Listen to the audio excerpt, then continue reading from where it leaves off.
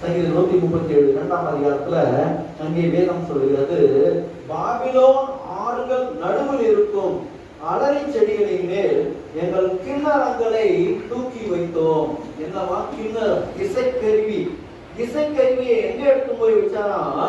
Babylon ஆத்துல இருக்கிறதான அலரி செடி மேல எடுத்து போய் வச்சாங்களாம்.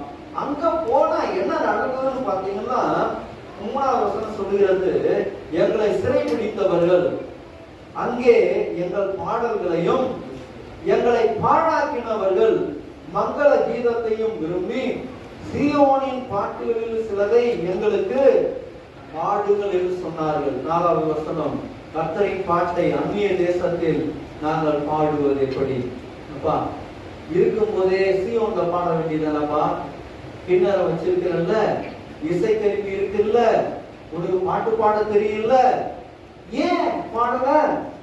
நீ ஒழுங்கா சீயோன்ல பாடி இருந்தீங்கன்னா, தேவ சபையில பாடி இருந்தீங்கன்னா, நீ உன் வீட்டுல உட்கார்ந்து பாடி இருந்தீங்கன்னா, இங்க அந்த கிண்ணறத்தை தூக்கிட்டு பாபிலோனுக்கு போக வேண்டிய அவசியம் இருக்காது.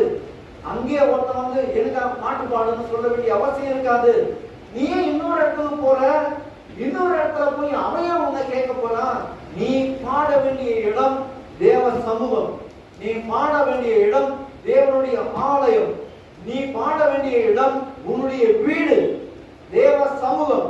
நீ அங்க விட்டுட்டு சிறையிருப்புல யாரோ ஒருத்தர் இப்ப பாடுன்னு சொன்னா பாடாம இருக்கவும் முடியாது.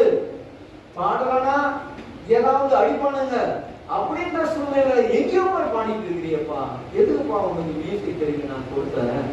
எதுக்கு உனக்கு பாடுகிற தாளங்களை கொடுத்தேன்? எதுக்கு உனக்கு பாட்டு புஸ்தகத்தை கொடுத்தேன்? பாடுறதுக்காக தானே பாடம் கொடுத்தல. இங்க பாடல்னா வேற எங்கேயோ போய் நம்ம இருக்க வேண்டிய சூழ்நிலை வந்துடும். அல்லேலூயா.